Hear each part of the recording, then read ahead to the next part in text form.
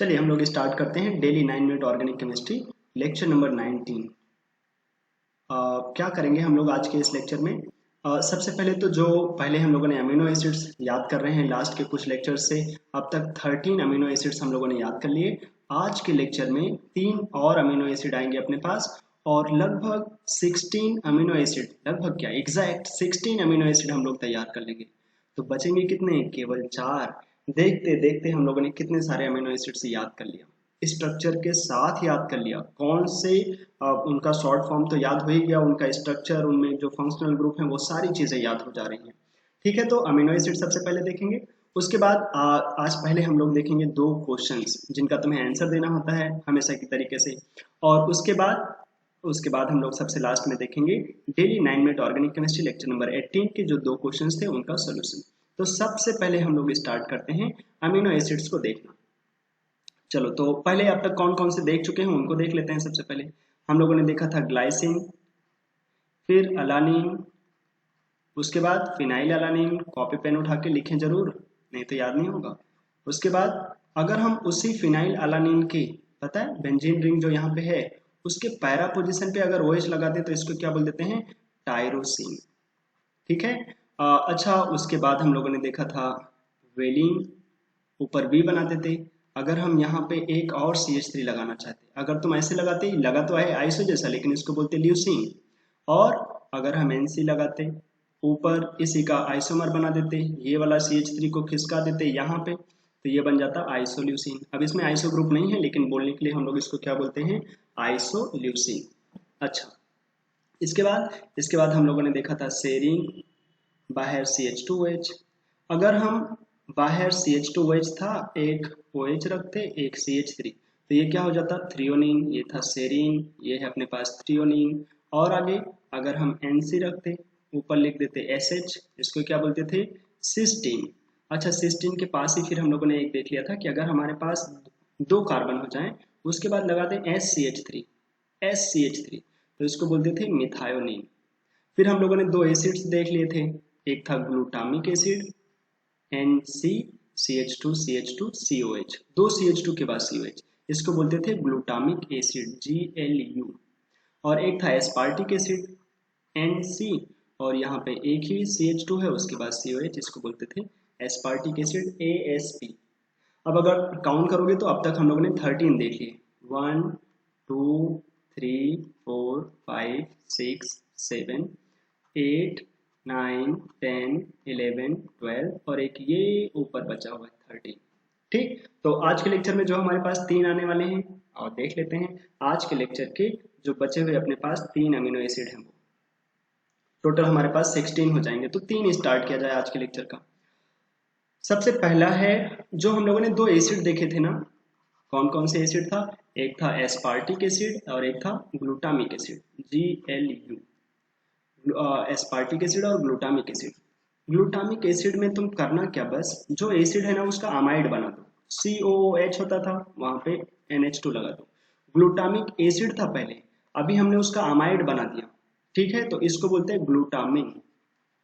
Glutamine, glutamine मतलब एक हिसाब से ये क्या हो गया? अमाइड लग गया है ना, लेकिन बोलते हैं अमीन करके, ग्लूटामिन। अच्छा, इसका शॉर्ट फॉर्म क्या होता है? उसका नाम था GLU, एसिड था जब वो ग्लूटामिक एसिड, इसको बोलते हैं GLN। अक्सर तो स्टार्टिंग के 3 ही वर्ड आते हैं, लेकिन यहाँ पे तो स्टार्टिंग ले लोगे तो ये भी GLU वो भी GLU हो जाएगा, तो फिर इसलिए इसको बोलते हैं GLN, ग्लूटामिन। दूसरा एस्पार्टिक एसिड हम लोगों ने देखा था NC, ऊपर COOH था, वहां पे COH नहीं NH2 लगा दो। अब इसको क्या बोलते हैं? एस्पेराजीन, एस्पेराजीन। अब तुम इसमें शॉर्ट फॉर्म अगर तुम ASP बोलोगे, वो भी एस्पार्टिक एसिड था, वहां पर शॉर्ट फॉर्म ASP था, और यहाँ पे तुम ASP बोलोगे तो प्रॉब्लम होगा, इसलिए यहाँ पे बोलते हैं ASN, एस्पेराजीन और ग्लूटामिन। NH2 CONH2 लगा हुआ है। एक और देख लेते हैं हम लोग, एक और तीसरा जो हमारे पास है आज का, अकेला ऐसा अमीनो एसिड है जिसके पास प्राइमरी अमीन होता है।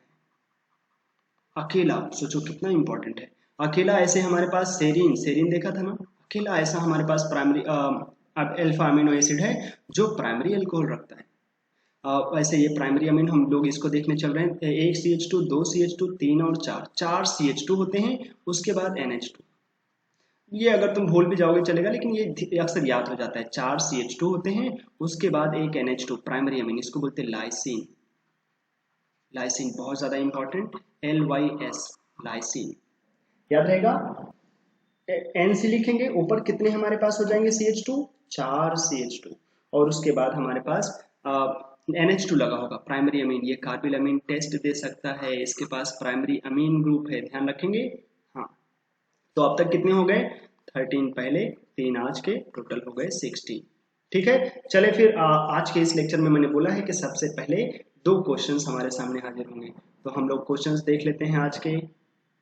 Daily 9 minute organic chemistry lecture number 19 के क्वेश्चंस तुम्हारे सामने हाजिर किए जाएं। चले, पैसेज वाले क्वेश्चंस हैं अपने पास। कैसे क्वेश्चंस हैं, पैसेज वाले। तो चलो स्टार्ट करते हैं, क्वेश्चन को पढ़ें। क्वेश्चन हमारे पास क्या है देखो, और treatment treatment of benzene with COHCl in presence of anhydrous AlCl3 या फिर CuCl followed by reaction with AC2O NaOAC gives a compound X।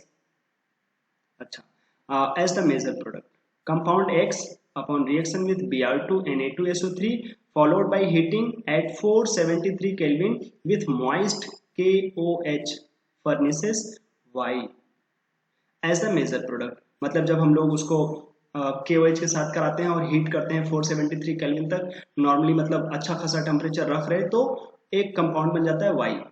अब क्या बोला है, जो X था पहले से, reaction of X with H2 palladised charcoal followed by H3PO4 treatment gives Z as the major product. तो हमें क्या बताना है, सबसे पहले वाला जो क्वेश्चन है, फर्स्ट क्वेश्चन में हमें बताना है Y क्या है, सेकेंड क्वेश्चन में हमसे पूछता है Z क्या है। तो Y क्या है, उसके लिए चार ऑप्शन हमारे पास ये रहे, ABCD, चार ऑप्शन देखना है, हमें बताना है Y क्या होगा। और उसके बाद दूसरा क्वेश्चन जो है उसके लिए पूछा है Z क्या होगा। पैसेज को ध्यान से देखना, तो Y क्या होगा और Z क्या होगा तुम्हें कमेंट करके बताने हैं। दो प्यारे से क्वेश्चन है, ध्यान से देख लो इनके ऑप्शंस को। आगे चलते हैं लेक्चर नंबर 18 के क्वेश्चंस का सॉल्यूशन। ऑर्थोजाइलिन मतलब हमारे पास बेंजीन में ऑर्थो पोजीशंस पे लगे होंगे CH3 और CH3। तुमने उसकी रिएक्शन किससे कराया है, एल्कलाइन केमिनोफोर, फिर एसिडिफिकेशन कर दोगे तो ये कन्वर्ट हो जाएंगे एसिड में, थैलिक एसिड। पास पास में COH लगे होते हैं, इनको बोलते हैं थैलिक एसिड। अच्छा, और जब तुम इसकी रिएक्शन अमोनिया से करा के हीट कर दोगे, नॉर्मली अमोनिया के साथ अगर हम एसिड का रिएक्शन कराते हैं तो फिर क्या बन जाता है, एसिड विथ अमोनिया हमें दे जाता है, थोड़ा सा हीट कर दो तो हमें दे जाता है HOH वाटर। इसका OH ले लो, इसका H ले लो, एक वाटर निकाल दो तो बन जाता है amide. Nucleophilic addition elimination reaction का एग्जांपल होता है, अमाइड बन जाता है। तो जो यहाँ पे हमारे पास इसकी रिएक्शन जब तुम अमोनिया से कराओगे और बहुत सारा अमोनिया है तो दोनों तरफ अमाइड बन जाएगा। हाँ, तो बन जाएगा अमाइड CONH2। वो थैलिक एसिड है, इसको बोलते हैं थैलामाइड, इसको बोलते हैं PHTHALID, थैलामाइड, थैलामाइड। ठीक है, अब जो थैलामाइड बनाना, अगर तुम इसको बहुत सारा हीट कर दो, बहुत थोड़ा सा, मतलब हम थैलामाइड हम लेकर चलें और इसका थोड़ा सा हीट कर दें तो क्या होगा, अगर तुम इसको हीट करोगे ना तो ये NH2 और ये इसका H हाइड्रोजन बॉन्डिंग करके अगर तुम हीट करते रहो तो वो अमोनिया गैस निकाल देता है। और याद रखने के लिए मैं ऐसे मजाक में बोलता हूँ कि अगर तुम थैला में से गैस निकाल दोगे, थैला मतलब बड़े साइज का है, और तुमने वहां से गैस निकाल दिया तो क्या बन गया, थैली। तो इसको बोलते थैलीमाइड, थैलीमाइड, इसको बोलते थैलीमाइड। वो था थैलामाइड, थैला, वो था थैलामाइड, इसको बोलते थैलीमाइड, तो थैलीमाइड बन जाएगा। तो हमारे पास ये फाइनल होगा। हाँ, तो इसको बोल रहा था B, और जो पहले बना है हमारे पास कहाँ पे, अगर तुम ध्यान से देखोगे तो जो हमारे पास पहले मिला है A, ये इसको बोल रहा है A। तो हमसे क्या पूछा गया है, B and A are respectively, तो B तो हो जाएगा ये, ठीक, और A हो जाएगा थैलिक एसिड। तो ध्यान से देखोगे तो आंसर हो जाएगा लास्ट। लगभग सभी लोगों ने इसका करेक्ट आंसर बोला था, बहुत अच्छी बात है। क्वेश्चन नंबर 2 जो हमारे पास पूछा गया था, C2FClBrI, इसके ज्योमेट्रिकल आइसोमर्स जितने होंगे उतने ही होने चाहिए सिग्मा बॉन्ड, लेकिन कैसे सिग्मा बॉन्ड, sp2s हाइब्रिडाइजेशन से बने हुए सिग्मा बॉन्ड। अच्छा C2FClBrI उसके अगर हम लोग टोटल नंबर ऑफ जीआई की बात करें तो कितने जीआई बन जाते हैं? इसके जीआई बनाने का तरीका होता है सिंपल सा, F ले लो, उसके ट्रांस पे एक बार Cl रख दो, एक बार क्या कर सकते हैं उसके ट्रांस पे, एक बार F के ट्रांस पे Br रख दो, और एक बार F के ट्रांस पे क्या रख दें, I। तीन तो ये हो गए, और एक बार इसी का उल्टा उल्टा करते चले जाओ, मतलब F के तुमने यहाँ पे रख दिया Cl, एक बार Br और एक बार I, एक बार इसी की पोजीशन को उल्टा कर लो, Cl को वहां लगा दो, Br को वहां लगा दो, Cl को यहाँ कर दोगे, Br को वहां और I को वहां। तो जब तुम ऐसे बना लोगे तो इसका दो दो बन जाएगा सब, टोटल हो जाएंगे 6, और 6 ही बनते हैं, इससे ज्यादा तुम्हें कोई नया केस नहीं मिलेगा, बनाने का सिंपल तरीका होता है, और जो भी बनाओगे वो रिपीट हो जाएगा। अब तुमने यहाँ पे F और Cl दिखा दिया, तो बचा होगा Br और I, तो अपने आप तुम्हें Br यहाँ रखना पड़ेगा, I यहाँ रखना पड़ेगा। या तुम दूसरा केस ये भी कर सकते हो कि तुम देखो तुम्हारे पास Br I बचा ना, तो एक बार तुम ऐसा ऐसा कर सकते हो, F के पास Br और दूर वाले पे I, एक बार ऐसा लिख सकते हैं, I यहाँ रख दें और Br वहाँ, दो नए नए केसेस हो जाएंगे सब में, FCl FBr FI, उसके बाद जो दो पोजीशन बची हैं, एक बार आयोडीन यहाँ रख सकते हो, एक बार आयोडीन यहाँ, तो तुम्हें दो इसके केस मिल जाएंगे, ऐसे यहाँ पे दो मिल जाएंगे, यहाँ पे दो मिल जाएंगे, टोटल होते हैं 6, केवल 6 जीआई होते हैं। अच्छा, तो 6 हमारे पास ये पता चल गया कि उसके जीआई हैं 6, अगर उसके जीआई 6 हैं तो हमें ये भी ढूंढना है कि ये वाले बॉन्ड भी 6 होने चाहिए। अच्छा, sp2 s सिग्मा बॉन्ड कैसे देखेंगे, एक्चुअली में ये बोल रहा है कार्बन का हाइब्रिडाइजेशन sp2 हो और उसके पास हाइड्रोजन लगा हो, क्योंकि हाइड्रोजन अपना s ऑर्बिटल ही हमेशा ओवरलैपिंग के लिए यूज कर सकता है। तो ध्यान से देखना, यहाँ दो पाई बॉन्ड है, इसका हाइब्रिडाइजेशन sp2 होगा, इसका हाइब्रिडाइजेशन sp2 होगा, इसका हाइब्रिडाइजेशन sp2 और इसका, तो चार कार्बन sp2 हाइब्रिडाइज हो जाएंगे। अब देख लो सबके पास H कितना है, एक H इसके पास होगा, एक H यहाँ होगा, सबके पास H देख लो तो इसके पास तो चार ही H है, तो इसके पास चार ही सिग्मा बॉन्ड होगा, जैसा पूछा जा रहा है वो वाला सिग्मा बॉन्ड तो केवल चार ही होगा। लेकिन जो सेकेंड नंबर है ना, इसमें देखोगे तो एक H यहाँ लगा है और टर्मिनल वाले कार्बन पे दो दो H लगे होंगे। ध्यान से देखोगे तो हमारे पास एक H कहीं और लगा हुआ है और दूसरा H कहीं और, एक मिनट रुका जाए, जैसे अगर हम ले लें, एक मिनट, ये एक एच देखो यहाँ पे लगा हुआ है, ये दो एच यहाँ टर्मिनल लगे होंगे इस कार्बन के पास, और ऐसे यहाँ पे एच, और क्यों डबल बॉन्ड के पास ही वाला एच क्यों ढूंढ रहे हैं, क्योंकि डबल बॉन्ड में कार्बन का हाइब्रिडाइजेशन कैसा होगा, sp2, और sp2 के पास जो एच होगा वही सिग्मा बॉन्ड देगा, कैसा, ये वाला सिग्मा बॉन्ड, सिग्मा sp2s।